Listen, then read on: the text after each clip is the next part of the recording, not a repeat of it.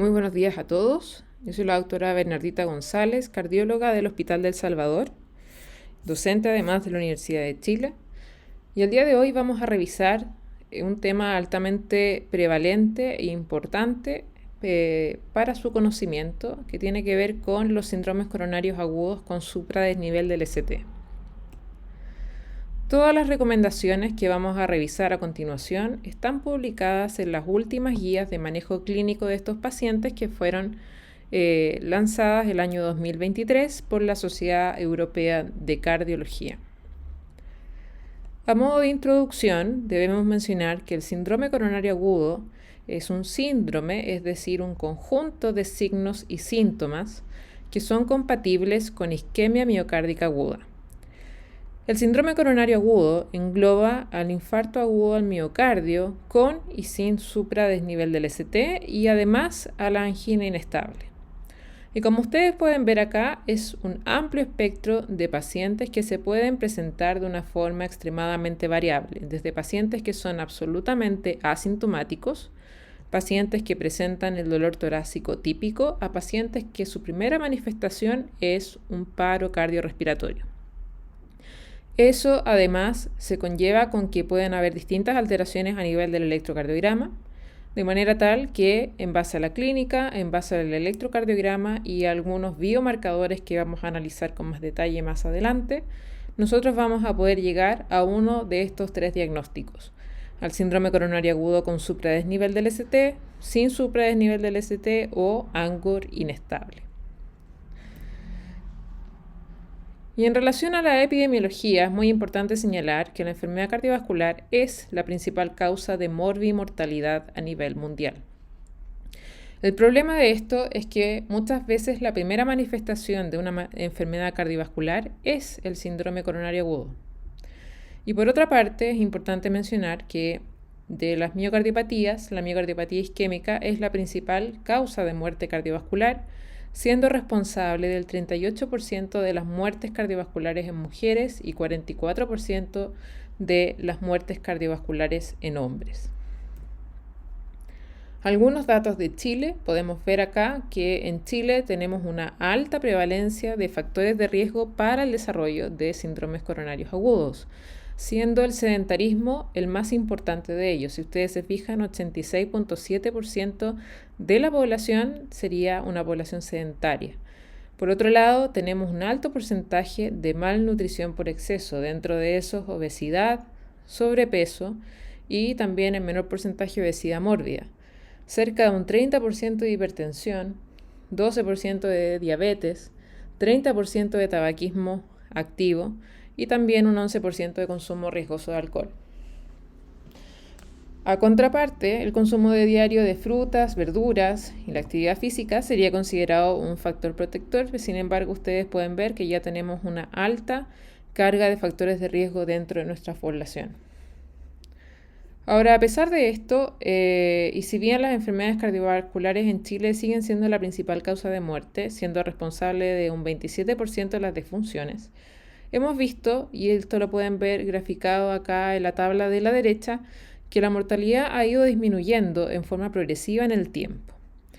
Eso se debe a varias razones. Por un lado, en que hemos sido capaces de mejorar las técnicas de diagnóstico.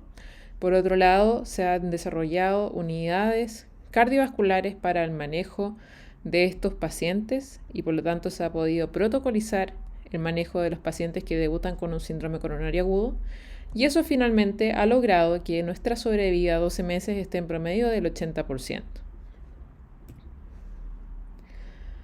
Ahora, con respecto a la fisiopatología, es muy importante que ustedes comprendan la fisiopatología de la aterosclerosis, porque este es el principal mecanismo por el cual finalmente se produce la oclusión coronaria, que da origen al infarto con supradesnivel del ST.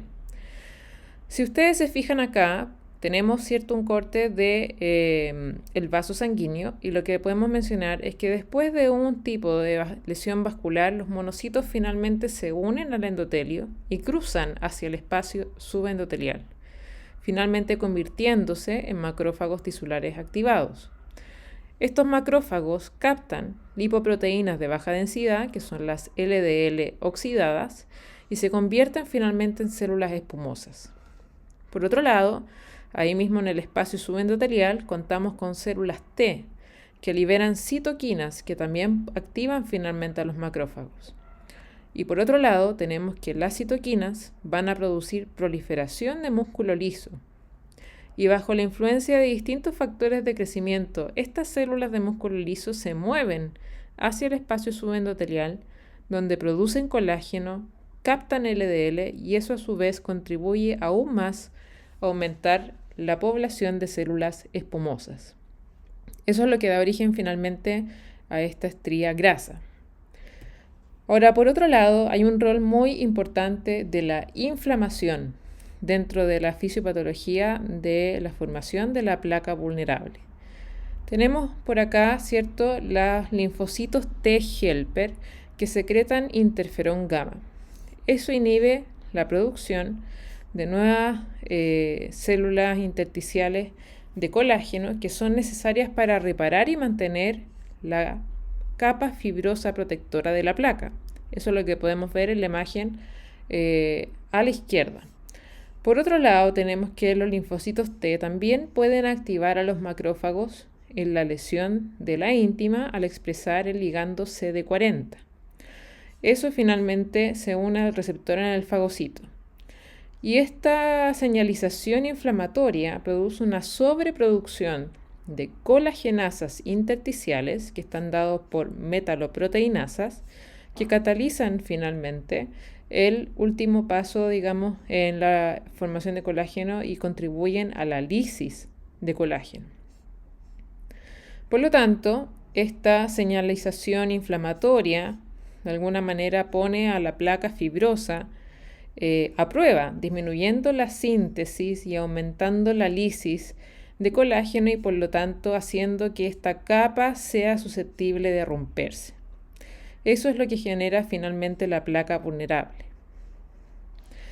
Y esto finalmente, si lo vamos a ver ya más en detalle, de alguna manera con el mismo shear stress que se genera por el mismo flujo sanguíneo, se expone a la circulación el factor tisular y a estas distintas proteínas citosólicas. Eso de alguna manera activa a la cascada de la coagulación y a la migración, activación y agregación plaquetaria, culminando finalmente con la formación del trombo. Y eso es lo que finalmente va a ir a ocluir al vaso sanguíneo y producir todas las manifestaciones del síndrome coronario agudo.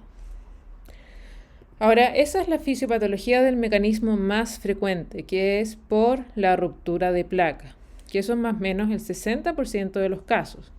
Sin embargo, actualmente sabemos que la fisiopatología se da básicamente por la isquemia, que está dada por un desbalance entre el aporte y la demanda de oxígeno. Y sabemos que ese desbalance se puede generar también por otros mecanismos. Por un lado, podemos ver una erosión de placa, que puede culminar en un infarto con supradesnivel o en un sin supradesnivel. Puede además haber formación de nódulos calcificados. Puede producirse un fenómeno de espasmo coronario. Puede producirse una disección coronaria espontánea en donde se rompe la capa íntima y se genera un falso lumen a nivel de la arteria coronaria, impidiendo por lo tanto que la sangre llegue finalmente hacia distal y pueda llevar sangre y oxígeno hacia los territorios que lo necesiten. Y por último tenemos la embolía, ¿ya? La embolía coronaria, que se puede producir principalmente en aquellos pacientes que son consumidores de algunas sustancias ilícitas como algunas drogas, así como también en los pacientes que son portadores de algunas arritmias, tales como fibrilación auricular, en donde la formación de un trombo puede finalmente migrar hasta ir a ocluir una arteria coronaria. De manera tal que si lo llevamos a la clínica, tenemos acá que se genera este desequilibrio entre el aporte y la demanda de oxígeno del miocardio, que finalmente se presenta desde el punto de vista clínico como una molestia isquémica, y eso generalmente es a través de dolor torácico. Y eso finalmente nos puede dar distintos tipos de desbalance. Puede estar dado porque tenemos una arteria que ya está parcialmente ocluida y que si la sometemos a algún grado de estrés se ve sobrepasada en la demanda de oxígeno. Y por otro lado, puede ser que ocurra un accidente de placa, como les comentaba, o alguno de estos otros mecanismos que también pueden ser culpables de que finalmente a distal se genere una menor llegada de sangre y de oxígeno. Por ejemplo, que se genere un trombo más pequeño en una arteria que ya está parcialmente ocluida, o finalmente la oclusión completa del vaso que va a llevar finalmente al desarrollo del infarto con supradesnivel del ST. Ahora, si vamos al enfrentamiento inicial de estos pacientes, la principal manifestación es el dolor torácico, que suele ser un dolor retroesternal que los pacientes relatan como sensación de presión o sensación de peso sobre el pecho, que puede ser o no irradiado a extremidad superior izquierda, extremidad superior derecha, a ambas extremidades superiores, a cuello o a mandíbula, y que característicamente es intermitente, persistente y que dura más de 20 minutos en reposo. Pueden ocurrir también algunos síntomas adicionales, ¿cierto? Como sudoración, náuseas, dolor epigástrico, disnea o síncope.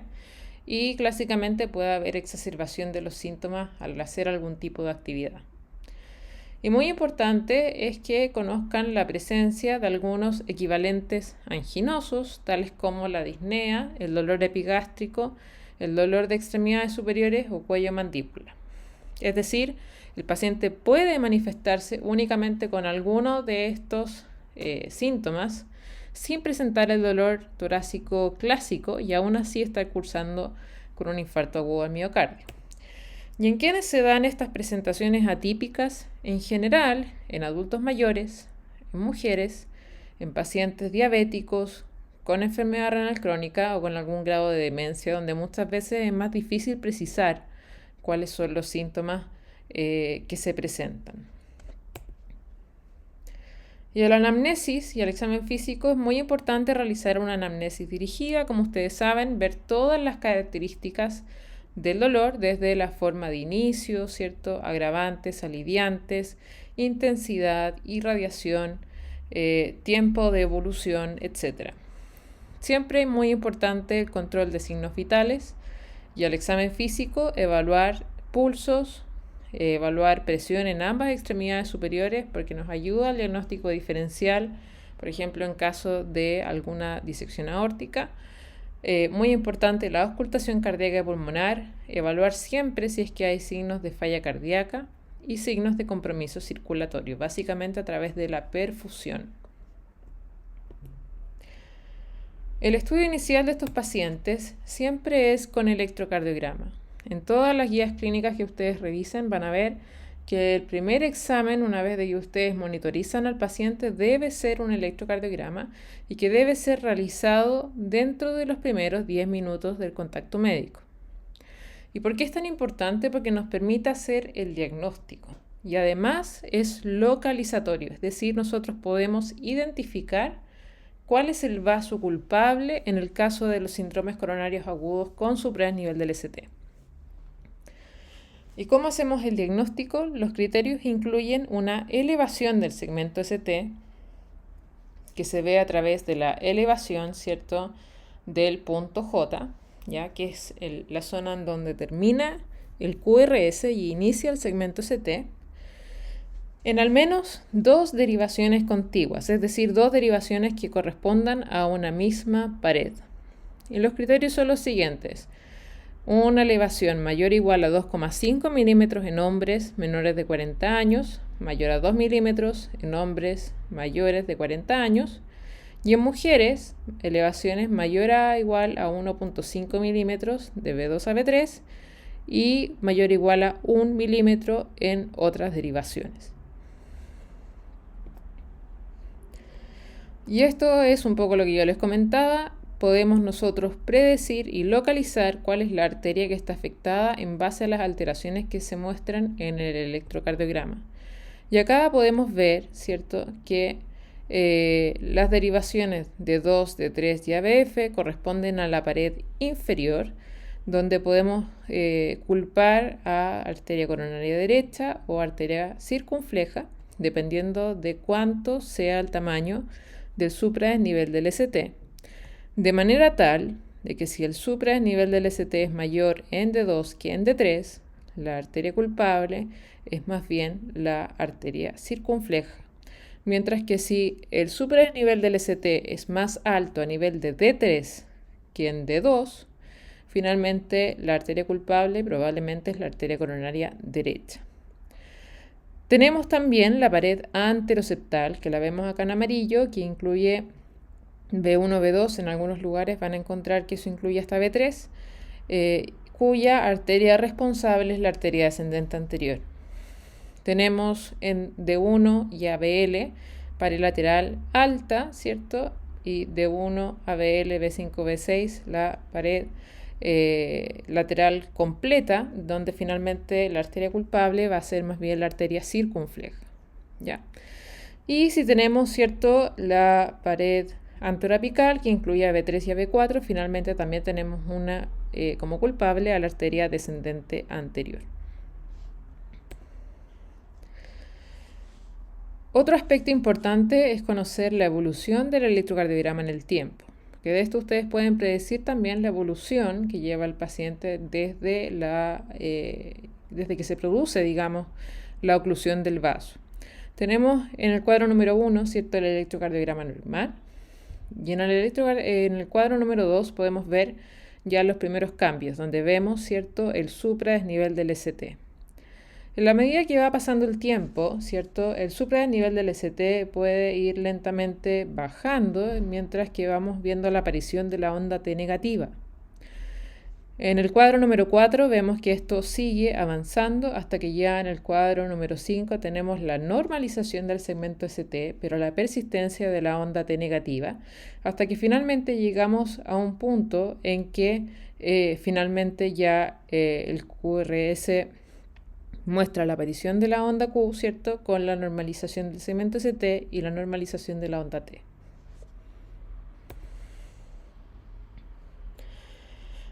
Lo segundo importante son los biomarcadores, y dentro de estos el uso de troponina es un marcador de injuria miocárdica y que por lo tanto nos permite también establecer, en este caso, pronóstico, ¿ya?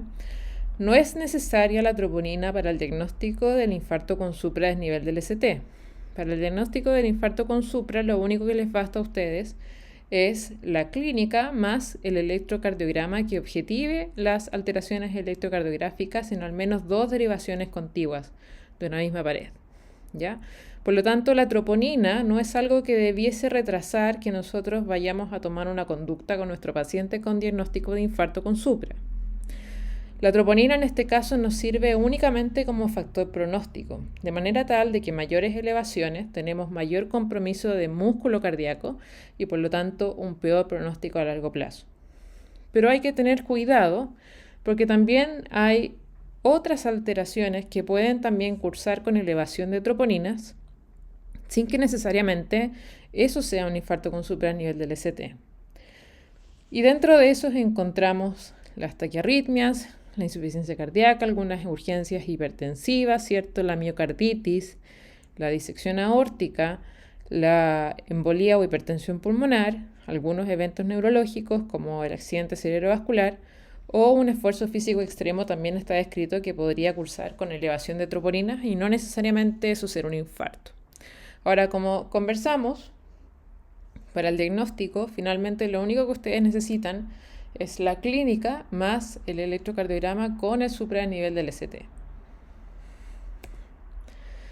Y otra cosa importante a considerar es la cinética que tiene la troponina, de manera tal de que a ustedes también les permite predecir más o menos el tiempo de evolución que puede tener el paciente. Si ustedes se fijan acá, vemos que troponina ultrasensible en general se puede elevar ya a partir de la primera hora, ya de manera tal de que permite en muchos centros, sobre todo en algunos países más desarrollados, en donde permite hacer un diagnóstico temprano o una exclusión temprana finalmente de los pacientes con infarto. La cinética de los pacientes cuando están infartados es un alza exponencial generalmente de troponina, de manera tal de que tenemos valores que están en general normales o levemente sobre el percentil 99 y que rápidamente se elevan a valores muchísimo más altos. Si ustedes consideran un valor normal de 18, que es lo que tenemos nosotros en nuestro hospital, en general el paciente con infarto puede tener un valor normal inicial, pero posteriormente elevaciones a 500, 900, valores sobre 1000, sobre 2000 y así sucesivamente, ¿ya? Y la troponina puede persistir elevada por varios días.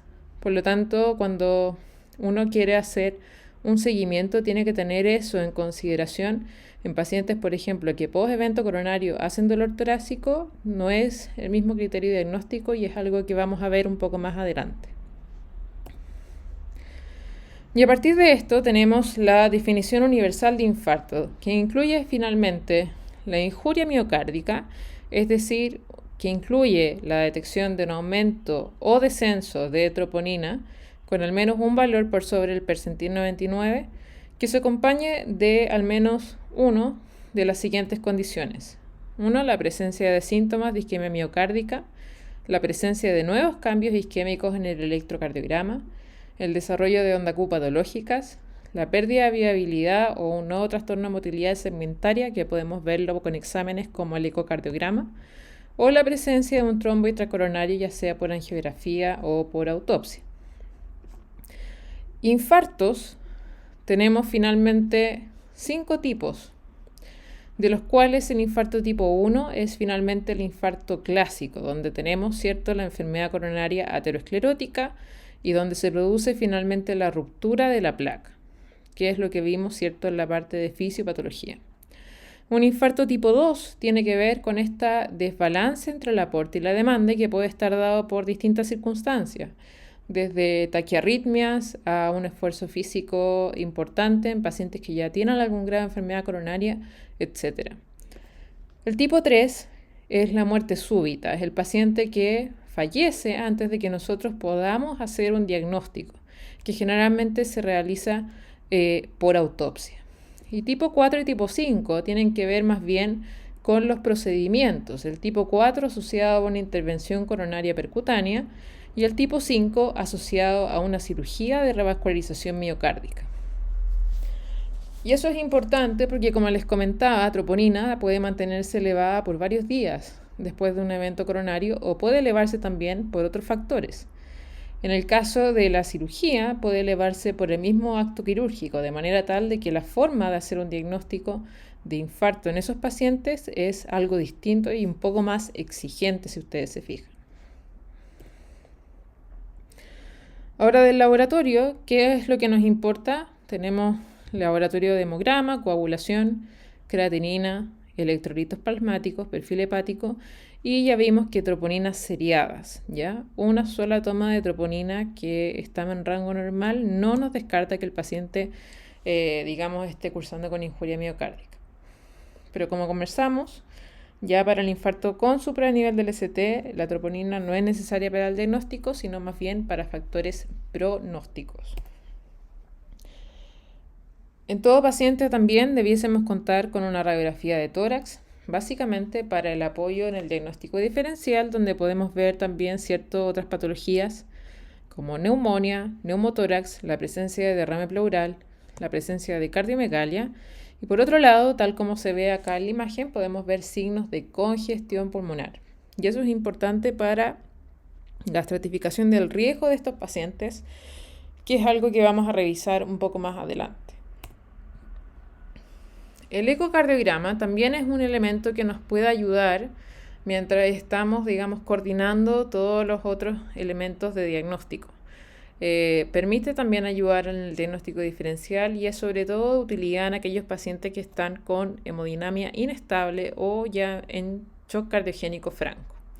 Ahora, lo importante es que la realización de estos exámenes no debe retrasar en ningún momento el estudio coronario, que finalmente es lo que va a llevar a la reperfusión, que es el manejo de primera línea en estos pacientes. Ahora, en todos los pacientes que cursan con un infarto, debiésemos nosotros estimar cuál es el riesgo de estos pacientes. Y eso lo hacemos en base a la clasificación de Killip, que nos va a dar información respecto a la mortalidad a mediano y largo plazo. De manera tal de que tenemos clasificación del 1 al 4, de manera tal de que a mayor clasificación vamos a tener una mayor mortalidad. Y si ustedes se fijan, la clasificación está basada en signos clínicos, de manera tal de que la clase 1 es un paciente que está hemodinámicamente estable, ¿cierto? Que no tiene elementos de congestión pulmonar, que finalmente es un infarto no complicado y es el que tiene la menor tasa de mortalidad. Un KILIP 2 es el paciente que ya tiene algún grado de insuficiencia cardíaca con estertores en las bases pulmonares y puede tener un tercer ruido y taquicardia. KILIP 3 es el paciente que está en edema agudo de pulmón y el KILIP 4 está ya en franco shock cardiogénico. Y ese es el paciente que obviamente tiene mayor mortalidad. Ahora, con respecto al manejo inicial de estos pacientes, lo primero es que todos deben ser hospitalizados y monitorizados con control de signos vitales. Como ya conversamos, electrocardiograma inicial en los primeros 10 minutos que nos va a poder decir si el paciente tiene o no tiene un supranivel del ST.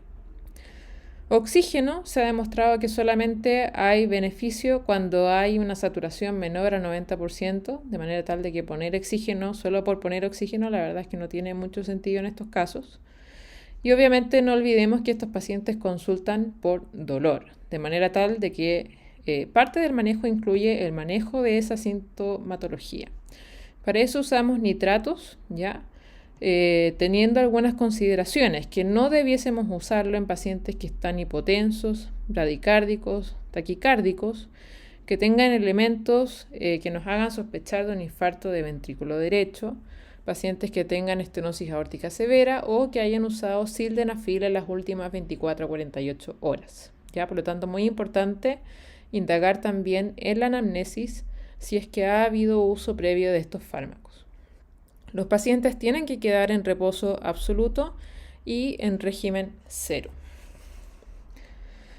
Para el alivio del dolor también podemos hacer uso de morfina, ¿cierto? Buscando aliviar básicamente sintomatología. Y en algunos lugares ustedes van a ver que se ha planteado el uso de betabloqueo endovenoso, dentro de esos el metoprolol, planteando que reduciría, ¿cierto?, la posibilidad de algunas arritmias, como la fibrilación ventricular y la obstrucción microvascular, y hay que tener ojo, ¿cierto?, de usarlo solamente en pacientes que tengan presión sistólica mayor a 120 milímetros de mercurio y que no estén cursando con falla cardíaca aguda. Ahora, los trabajos dicen, ¿cierto?, de que si bien podemos reducir esta incidencia de arritmias, no hay diferencias a largo plazo en términos de muerte y por lo tanto no es algo que se use de rutina, sobre todo porque metoprolol endovenoso no es un fármaco que esté generalmente disponible en nuestros servicios de urgencia.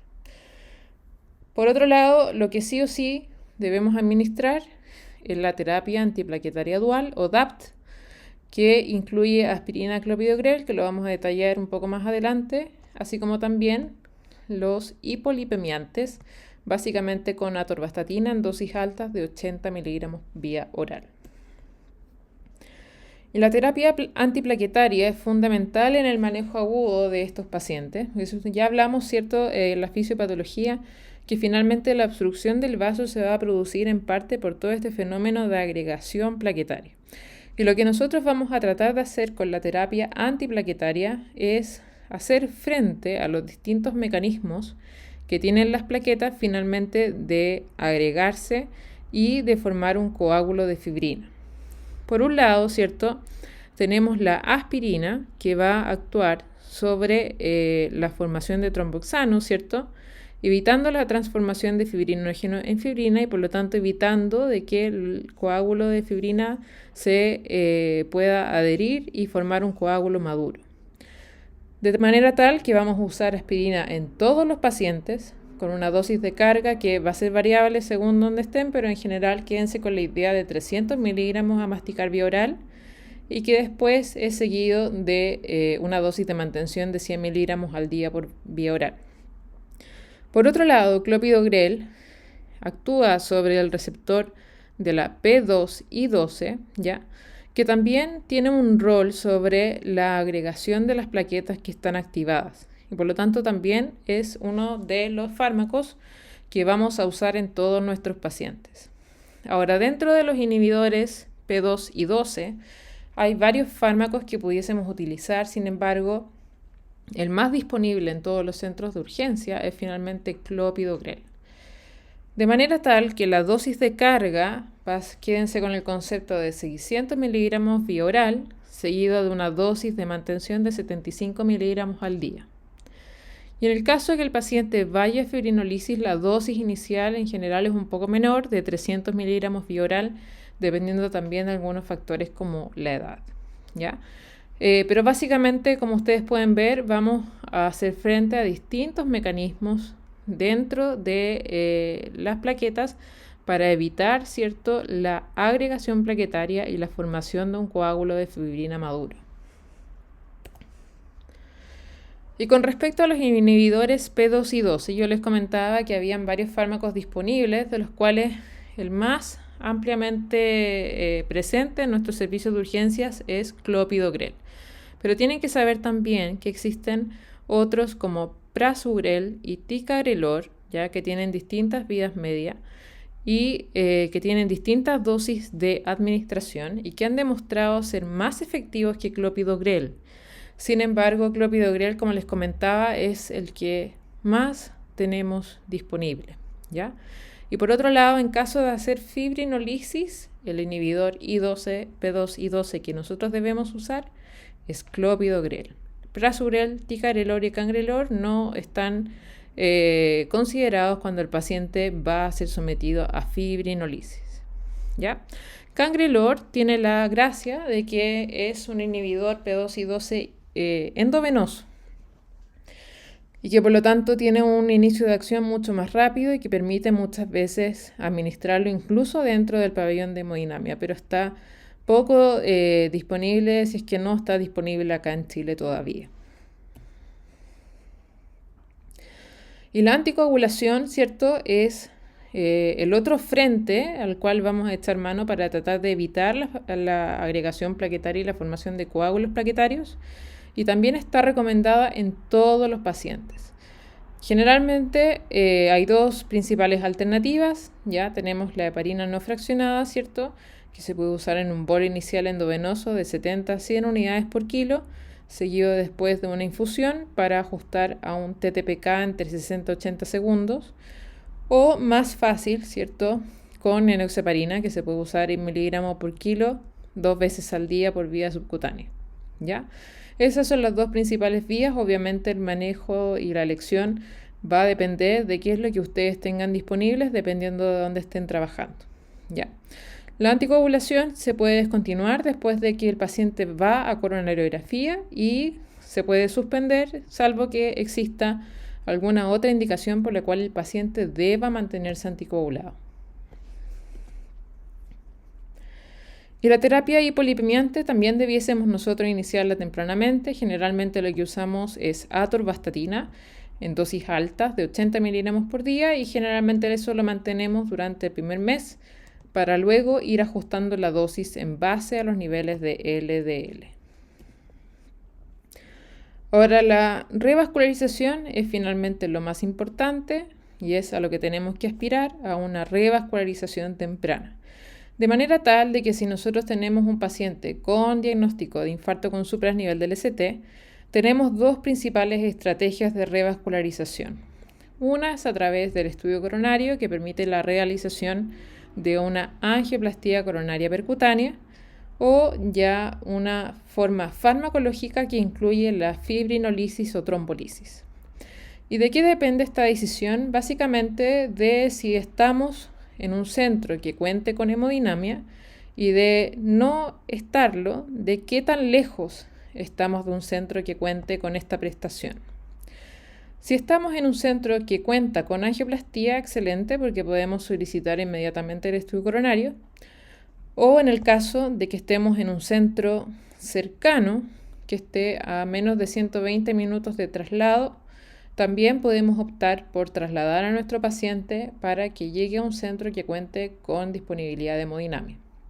Si estamos en un lugar más alejado, específicamente un lugar que quede a más de 120 minutos de traslado a un centro que cuente con hemodinamia, lo que nosotros debiésemos hacer es trombolizar a nuestro paciente. Y posterior a eso, igualmente tenemos que trasladar al paciente a un centro que cuente con disponibilidad de hemodinamia, porque ese paciente igualmente va a tener que ir a estudio coronario.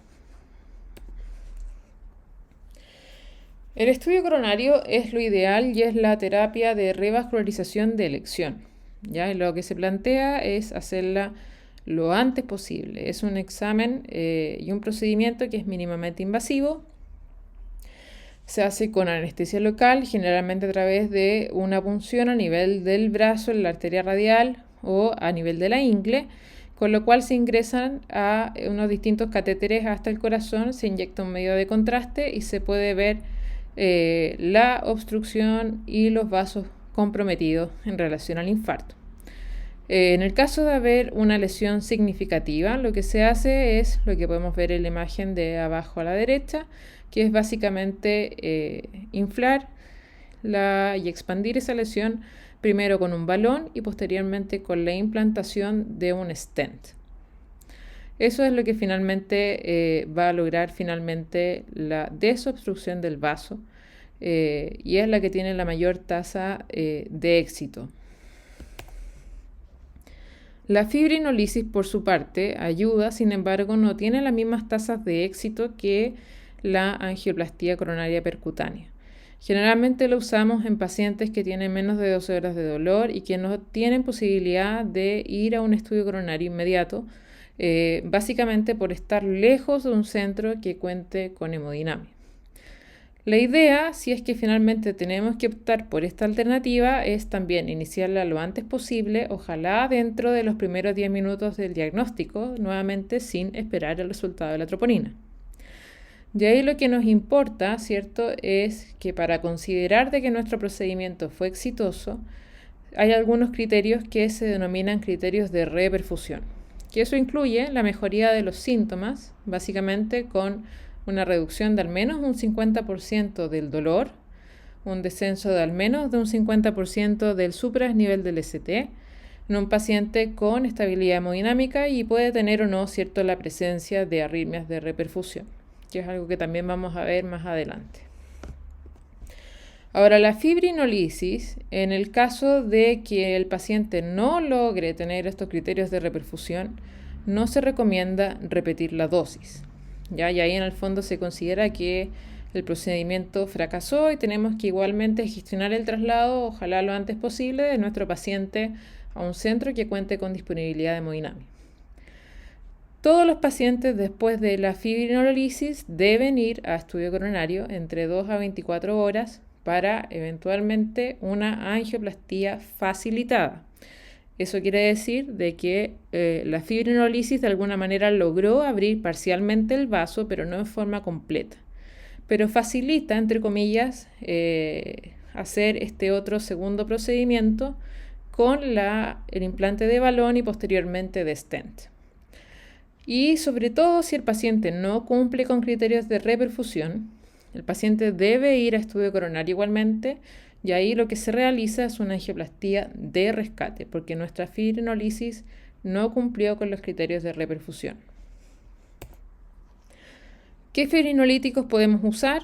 Existen varias alternativas, va a depender también del centro donde estén y qué es lo que tengan disponible. Sin embargo, lo más usado y lo que está con mayor frecuencia en los servicios de urgencia es la streptokinasa.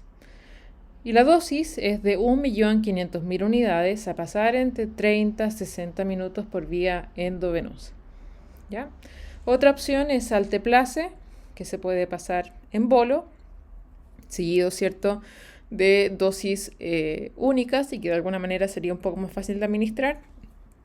O tenecteplase también, que tiene algunas consideraciones en base al peso, pero que también tiene la gracia de que generalmente es un bolo único. ¿Ya? Importante, ¿cierto?, que cuando estén trabajando en algún centro de salud conozcan, ¿cierto?, qué es lo que tienen disponible para que puedan saber también cómo administrar cada uno de estos fármacos. Pero antes de administrarlos, es muy importante indagar en si el paciente tiene o no tiene contraindicación de fibrinolisis.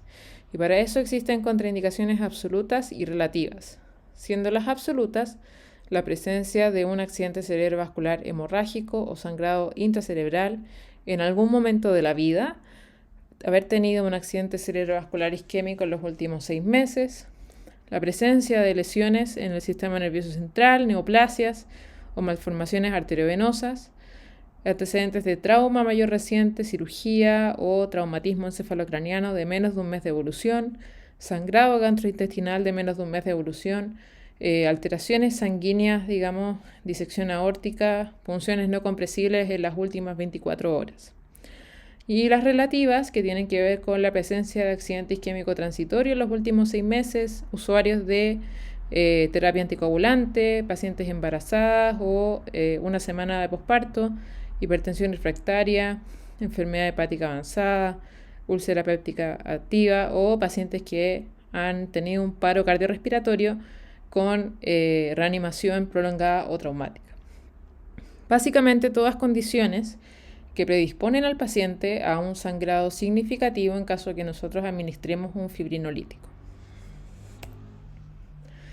Por lo tanto, a modo de resumen, tenemos el paciente que se presenta con síntomas, generalmente dolor torácico. Sabemos que hay algunos que pueden presentarse con síntomas atípicos y con la alteración en el electrocardiograma que es compatible con un infarto con supranivel del ST.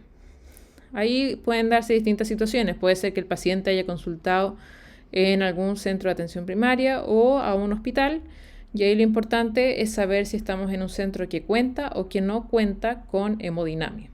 Si estamos en un centro que cuenta con hemodinamia, excelente, porque podemos plantear como primera opción un estudio coronario con angioplastía coronaria percutánea, ojalá dentro de los primeros 60 minutos, ¿ya? Si el paciente llega a un centro de atención primaria o a un centro que no cuenta con hemodinamia, lo importante es saber cuánto nos demoraríamos en el traslado de ese paciente si lo trasladáramos a un centro que sí cuente con hemodinamia. Y el tiempo en cuestión son 120 minutos. Si el traslado demora menos de 120 minutos, excelente, podemos trasladar a nuestro paciente para que ojalá se pueda realizar la angioplastía coronaria percutánea. Si estamos más lejos de 120 minutos, tenemos que optar por la fibrinolisis o trombolisis. Atentos, ¿cierto?, a si el paciente tiene o no tiene contraindicación y después de hacer el procedimiento, si el paciente cumple o no cumple con criterios de reperfusión. Igualmente, el paciente va a tener que ser trasladado posteriormente a un centro que cuente con hemodinamia, ya sea para angioplastía facilitada o para angioplastía de rescate. Una vez que ya revascularizamos a nuestro paciente, ¿cuál es el manejo que vamos a dejar a largo plazo? Lo primero es la terapia antitrombótica de mantención. Como les comentaba previamente, los pacientes después de un evento coronario deben quedar con aspirina 100 miligramos al día en forma permanente. Clopidogrel, tenemos una dosis de mantención de 75 miligramos al día que generalmente la dejamos hasta un año después del evento coronario. Después de eso, salvo algunas excepciones, eso se suspende. Por otro lado, se ha visto que el beta bloqueo reduce la mortalidad y también las tasas de hospitalización, y por lo tanto también es uno de los fármacos que nosotros solemos dejar en estos pacientes después de un evento coronario, buscando como objetivo tener una frecuencia cardíaca entre 55 y 60 latidos por minuto en reposo. Debemos dejar al paciente con estatinas, inicialmente el primer mes con atorvastatina 80 miligramos al día, y luego vamos a ir ajustando esa dosis en base a un LDL buscando un objetivo de menos de 55 miligramos por decilitro y reducirlo ojalá más de un 50% del basal. Los IVPs como el omeprazol ya pueden reducir el sangrado gastrointestinal. Hay algunos conflictos de interacción con clopidogrel porque podría alterar la respuesta farmacológica, por lo tanto es un poco controversial el uso de ese fármaco. Y por otro lado tenemos el uso de los YECA-BARA2 en pacientes hipertensos, pacientes con fracción de eyección reducida e insuficiencia cardíaca o pacientes diabéticos. ¿Por qué? Porque se ha visto que también mejoran el remodelado del corazón después de un infarto agudo del miocardio. Los antagonistas del receptor de mineralocorticoide como espironolactona, generalmente nosotros los utilizamos en pacientes que tienen algún grado de disfunción sistólica o pacientes portadores de diabetes. Y de los antihipertensivos, ¿cierto? Del YKA-2, generalmente nuestro objetivo va a estar dado por una presión arterial menor a 140/80, idealmente menor a 130/80. Todos los pacientes antes del alta debiesen ser estudiados con un ecocardiograma, buscando básicamente ver cuál es la función ventricular y también el diagnóstico de complicaciones mecánicas, así como también la presencia o no de trastornos segmentarios que puede estar dado por una cicatriz del miocardio, que es algo que va a mantenerse a largo plazo y que va a aparecer en todos los ecocardiogramas sucesivos. Y a largo plazo, ¿cierto? Ya vimos la atorvastatina, 80 miligramos el primer mes, y luego, ¿cierto? Vamos a ajustar según LDL, y todo esto tiene que ir de la mano con cambios del estilo de vida. Eso incluye el cese del tabaco, una dieta hiposódica, realizar actividad física 2 a 3 veces a la semana, así como también el control de comorbilidades. Eso incluye un buen control de la presión, un buen control de LDL y un buen control de glicemia y hemoglobina glicosilada en el caso de los pacientes diabéticos. Algunos mensajes sobre las complicaciones. Estas son las principales complicaciones, siendo la más frecuente la disfunción sistólica e insuficiencia cardíaca, ¿ya? Pero también podemos encontrarnos con la presencia de shock cardiogénico durante la hospitalización, la presencia de complicaciones mecánicas asociadas al infarto, la presencia de trombo del ventrículo izquierdo, la pericarditis post-infarto y la presencia de arritmias. Dentro de las complicaciones mecánicas tenemos acá algunos ejemplos. Podemos ver, ¿cierto?, la ruptura del músculo papilar, que se manifiesta generalmente con shock cardiogénico o con edema agudo de pulmón y que generalmente da a la ecoscopía, ¿cierto?, un jet de insuficiencia mitral que es severa. Por otro lado, tenemos la comunicación interventricular postinfarto o CIB postinfarto, que puede ser desde pacientes asintomáticos hasta pacientes que llegan en paro cardiocirculatorio. Genera un shunt, ¿cierto?, de izquierda a derecha, y que también el diagnóstico lo podemos hacer fácilmente a través de un ecocardiograma. Por otro lado, podemos encontrar también la presencia de pseudoaneurismas, que muchas veces pueden ser asintomáticos o que también se pueden manifestar como dolor torácico recurrente. Y también podemos verlo e identificarlo fácilmente a través de un ecocardiograma. Y por otro lado tenemos la ruptura de la pared libre, que generalmente es una complicación dramática, dado que lleva a disociación electromecánica y muchas veces a presentación en paro cardiorrespiratorio.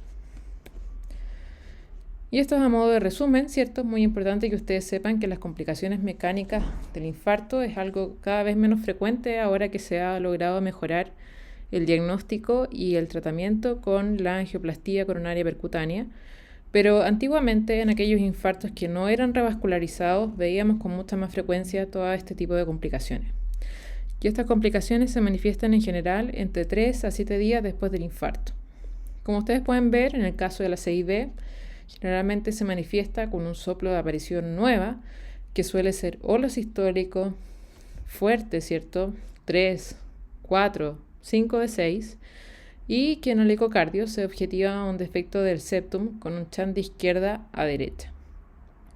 El manejo generalmente requiere estabilización hemodinámica, a veces de apoyo con dispositivos de asistencia circulatoria mecánica y reparación quirúrgica en diferido, principalmente porque en agudo la pared, ¿cierto?, el borde de la CIB es de tejido muy friable y por lo tanto impide poder realizar cualquier tipo de reparación en forma segura. Por otro lado, la ruptura del músculo papilar, en general también entre 3 a 7 días después del infarto, también se manifiesta con un soplo nuevo, generalmente con un soplo nuevo de insuficiencia mitral, ¿ya? Y que también vamos a optar por una estabilización hemodinámica con una reparación generalmente quirúrgica, no en agudo, sino que más bien en diferido. Y por último, la ruptura de la pared libre, que ya les comentaba que tiene la presentación más dramática, ¿cierto?, de estas complicaciones mecánicas. En general se manifiesta con signos de taponamiento, con derrame pericárdico, con a las imágenes una ruptura contenida, y es una patología que requiere de cirugía inmediata. De lo contrario, termina finalmente con la muerte del paciente. El trombo intraventricular también es una de las complicaciones que vemos en los pacientes postinfarto. Generalmente la primera aproximación es con el ecocardiograma que realizamos antes de que el paciente se vaya de alta. La cardioresonancia también es una alternativa y supuestamente es el gold estándar para poder caracterizar mejor el trombo. Y en general estos pacientes son de este subgrupo de pacientes que requieren de mantener anticoagulantes. Generalmente por 3 a 6 meses, y los seguimos con ecocardiograma o con resonancia hasta que finalmente podemos objetivar la resolución del trombo.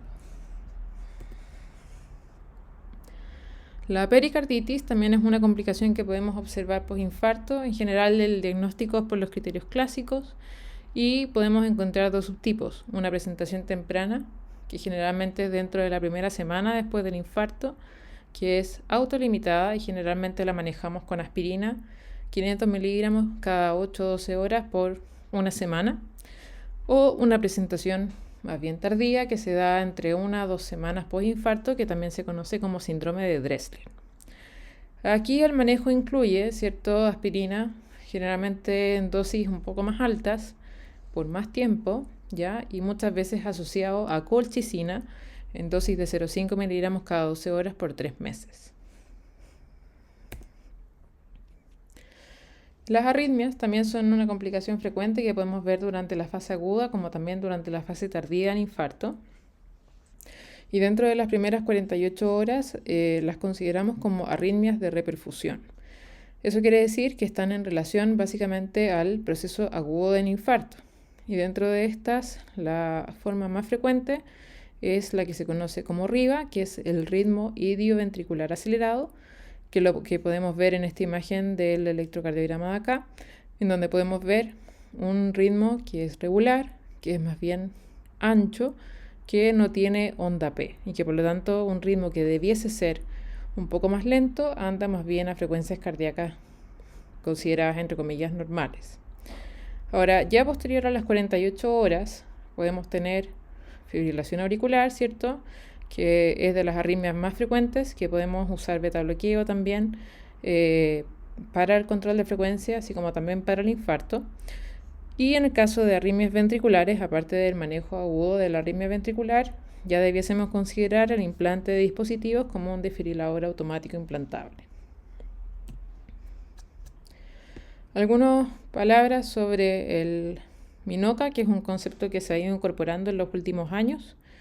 El MINOCA viene de la sigla en inglés de infarto agudo al miocardio sin lesiones coronarias obstructivas, o myocardial infarction with non-obstructive coronary arteries, que es algo que hemos encontrado cada vez más frecuente en nuestros pacientes. Y esto está dado porque al contar con troponina ultrasensible, hemos aumentado también el diagnóstico de los pacientes con injuria miocárdica o infarto. Ahora, para hacer el diagnóstico se requieren de varios criterios. Como ustedes se fijan acá, requiere tener el criterio de infarto, requiere tener un estudio coronario sin lesiones obstructivas en la angiografía y que no tengamos un diagnóstico alternativo en la presentación clínica, como por ejemplo sepsis, embolía pulmonar o miocarditis. ¿Ya? Por lo tanto, es el paciente que consulta por signos de infarto, tiene clínica de infarto y al momento de ir al estudio coronario finalmente es objetiva que no tiene lesiones coronarias obstructivas significativas. Y dentro de las causas se han planteado causas coronarias, no coronarias e incluso causas no cardíacas que pudiesen explicar este evento. Dentro de las causas coronarias, uno de estos fenómenos puede estar dado por la embolía coronaria, que como ya conversábamos puede ser en relación a pacientes que tengan fibrilación auricular, que tengan algún trombo intraventricular y que eso finalmente migre, ¿cierto?, hacia la arteria coronaria, o en pacientes consumidores de sustancias ilícitas como drogas, en los cuales también se puede dar un infarto trombótico. ¿Y por qué al momento de la coronariografía no tenemos lesiones? Porque dentro del manejo inicial, si ustedes se acuerdan, incluye cierto el uso de anticoagulantes y por lo tanto bastaría con esa dosis de anticoagulación como para que el trombo finalmente se disuelva y no encontremos las lesiones coronarias en la coronariografía. Por otro lado, pueden haber otros eventos como espasmo coronario, trombosis coronaria, puentes miocárdicos, que son alteraciones genéticas, o las disecciones de arteria coronaria espontánea.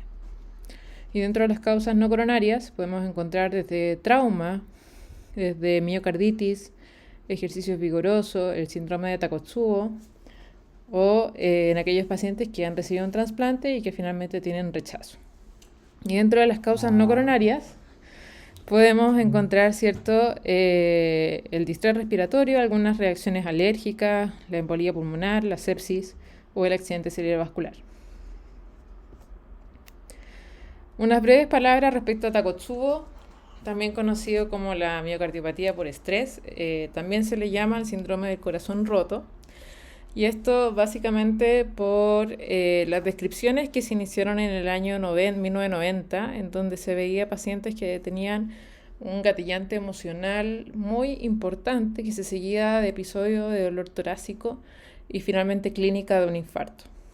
Y lo que se veía, digamos, en la coronariografía era que efectivamente no tenían lesiones coronarias significativas, pero al momento de realizar la ventriculografía se ve esta imagen que ustedes ven acá arriba a la derecha como una especie de jarrón. Y ese jarrón es el que se usa en los países orientales para cazar a los pulpos. De ahí que viene su nombre de Takotsubo, ¿ya? Lo que se genera en este caso es una disfunción ventricular que generalmente es transitoria y que afecta más de un territorio coronario, generalmente dado por un gatillante emocional, muchas veces también un gatillante físico. Eso puede incluir cirugías, otro tipo de procedimientos que finalmente llevan a una liberación excesiva de catecolaminas. Y eso finalmente genera esta imagen de balonamiento apical, que actualmente se sabe que también puede afectar no solamente la punta, sino que también los segmentos medios y los segmentos basales del corazón. Ahora, antiguamente se pensaba de que tener enfermedad coronaria aterosclerótica era excluyente de esta patología, sin embargo ahora se sabe de que también puede haber enfermedad coronaria aterosclerótica subyacente y aún así presentar, digamos, toda la clínica del Takotsubo. Con respecto al estudio del MINOCA, es muy importante, tener en consideración de que MINOCA es un diagnóstico de trabajo y que finalmente implica que nosotros tenemos que seguir buscando cuál es la causa que llevó a que el paciente se presentara con esta clínica. Y por lo tanto, para eso nosotros podemos contar con algunos exámenes más específicos, donde podemos empezar, por ejemplo, por hacer algunos estudios más dirigidos a nivel de la angiografía.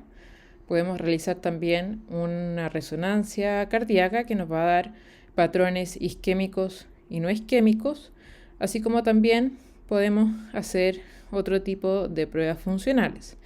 Y dentro de esto quiero destacar la utilidad que nos da la resonancia, porque es lo ideal que debiésemos pedirle a los pacientes con MINOCA, porque si ustedes se fijan acá podemos tener distintos patrones en la cardioresonancia que nos pueden orientar bastante hacia cuál es la causa que finalmente llevó a que el paciente consultara por dolor torácico, ¿ya? Y por lo tanto es de las recomendaciones que tienen mayor evidencia en estos pacientes para poder llegar finalmente a un diagnóstico final. Por lo tanto, a modo de conclusión, los mensajes importantes: el infarto con supra es una patología de alta morbimortalidad. Es muy importante el diagnóstico temprano, basta solamente la clínica y el electrocardiograma. El principal manejo va con la revascularización temprana, que puede ser con coronariografía o por vía farmacológica con fibrinolisis. Siempre evaluar los tiempos de traslado para definir cuál va a ser nuestra estrategia de revascularización. Y el manejo inicial para todos incluye, la terapia antiplaquetaria dual con aspirina y clopidogrel, estatinas en dosis altas y anticoagulación. La coronariografía con la angioplastía sigue siendo la técnica de reperfusión de elección, Y siempre estar atento a las complicaciones que se pueden generar postinfarto porque requieren generalmente de un diagnóstico y de un manejo rápido. Bueno, espero que esto les haya sido de utilidad. Muchas gracias a todos por su atención.